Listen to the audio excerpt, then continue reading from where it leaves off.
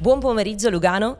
I'm here with Kevin, and I started very well with him. I told him, you are just like one of the Muppet show, because he's just like, I really like Muppets. It's one of my favorite shows, so it's a compliment. But I think we have met so many years ago in the Bitcoin space, and it has this sarcastic and very realistic view on everything in Bitcoin. I think we met probably 2016 or so. Can you remember? I don't know. I would say before that. Even before. I think before that. Yeah. It was in Dublin, right? Yes. First time we met during an hackathon in Dublin. Then we met probably all over the world in different places. And finally, we invited you in Lugano. And the experience has been so great, right? Yeah, amazing weather. But yeah, Lugano is a nice place, yeah. Yes, sure. but to tell you something from like the backstage, he arrived with a terrible temperature, which is very unusual in Lugano, like 40 degrees. And then he had to come back and travel. So he had the jet lag. And now I'm stopping and preventing him to have a proper lunch. But there are some perks too, right? Absolutely. Like yesterday, so I came back yesterday, from flying from New York after a very long flight. And there is no train from Milan or from the Malpensa airport to here. Yeah. So there is a replacement bus. And I had the great idea to take the bus again. And the bus didn't have air conditioning yesterday. So basically, no air conditioning. It was tough. So, But at least the food is good. Amazing. Yes, yeah. and we are doing so many Bitcoin things here, so there's something going on. So also today there is an hackathon and many things going on in Lugano. Do you think you are coming back probably in winter? This year, I'm not sure, actually. I'm still thinking about it. Next year, yes, for sure. I really like all the events happening in Lugano. Great. For this winter, I'm not sure yet. It will depend on the travels and how it goes. Let's see. Maybe next time we are going to get like a snow something, storm or whatever, but let's figure out later. Could be fun. Could be fun. Also, talking about something really excruciating that you haven't done in your life, it has been like organize these conferences, right? Yep. We have met so many times doing conferences, but at some point you kind of stopped it. Yeah, life comes in the way. But yeah, I did these kind of like large conferences at the time. They were large, or some of the largest in Bitcoin, Yes, but definitely. we're talking about like 300, 400 people. Very different from the large Bitcoin conferences nowadays. And more recently, I've done the BTC Azores, which is like a very small scale event, like 100 people maximum, but extremely technical in the Azores. But I didn't do it in the last couple of years either. So yeah, sometimes I'm just, on and off. Yeah. I've never been to BTC Azores, but everybody was like really impressed because the small number of people is great and also super technical. I love technical conferences. Maybe it's something that we are missing right now in the Bitcoin space. So many conferences, it's great, it's exciting. But also, organizing a conference is super tough. I remember building on Bitcoin, you organized, right? Mm-hmm. Breaking Bitcoin. We got amazing T-shirt. You were like this iconic T-shirt were toxic maximalist, and people. Yeah. You started with that thing. You make the T-shirt very popular at the time. Bitcoin is dead was also a very nice one. Yes, absolutely. Yeah. And people. Well, you have to imagine that back in the day, the Toxi Maxi was like a meme, but not so popular. And that was one of the first time that people were proud to wear that T-shirt. Yeah.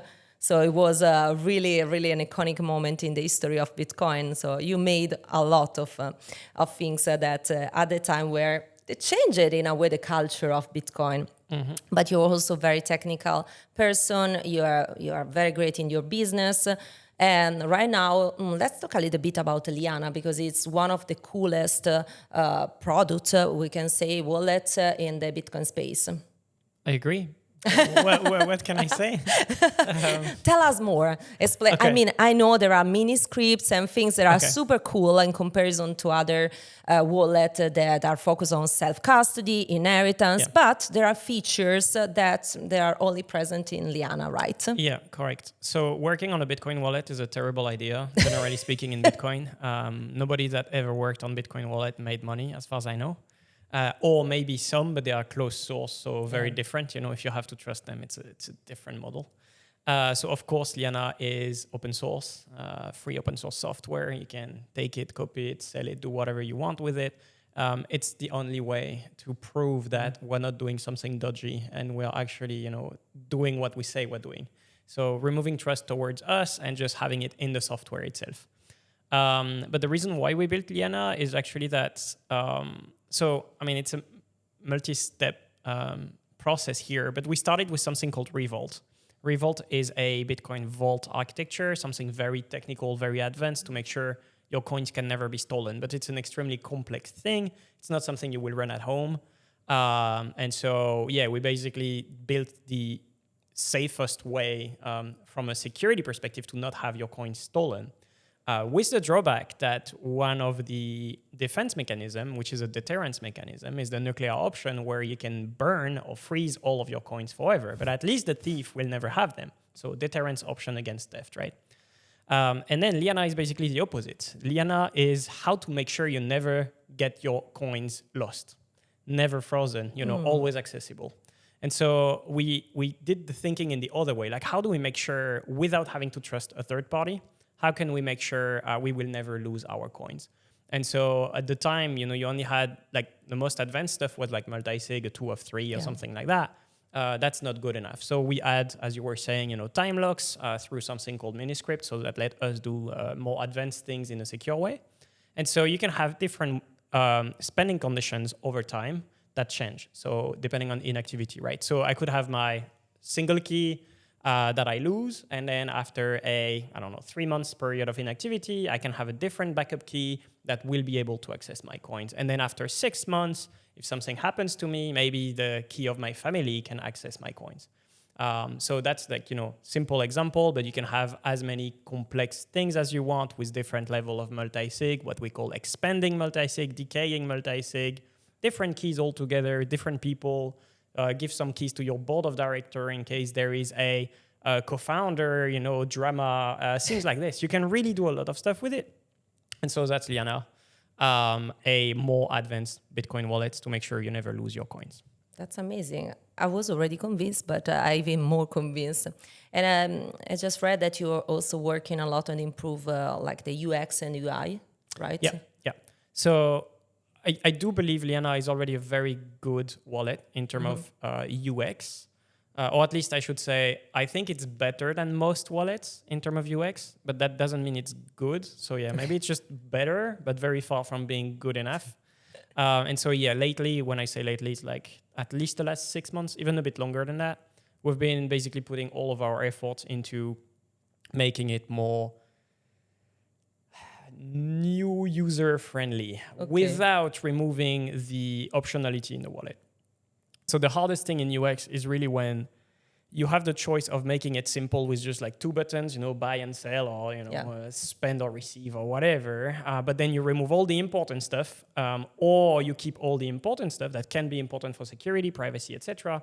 But then you are flooding the user with all of these things. And so one of the things we have to solve is really the naming. Naming conventions are horrible in Bitcoin, like all of them.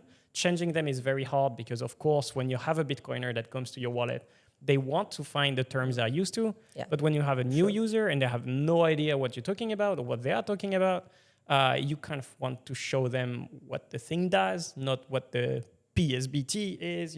It's really this kind of stuff. So a lot of work on this. And also another thing that I discovered in UX recently is really that we want to hint the user on what the next step is. Because the users, they do not read. So you can put as many explanation, as many info tips as you want here and there. They do not read. They will click the button that is the shiniest. And so depending on which screen you're on, there is always one button that's like more shiny than the others. And that's what we call the primary step. So that's the thing the user should click. So you have to think in advance which button should they click. And so that one is always a different color than the others. Just like monkey brain, of course, you have to think about that. No matter what you do, you can have a perfect thing, perfect explanation. They do not read. They will click next. Okay, so, interesting. Yeah. So, of course, remains the fact that it's very difficult to get money from a wallet, but I'm going to stop here because you are all very aware about this. So I'm going to skip to the last question that is kind of a little bit romantic in the history of Bitcoin. If you could pick like a moment in the short but very meaningful history of Bitcoin to relive it again, or just stop there, or to fork from there, which could be the year, the moment, the month that is like something that you really want to live again now? Wow, this is very hard. I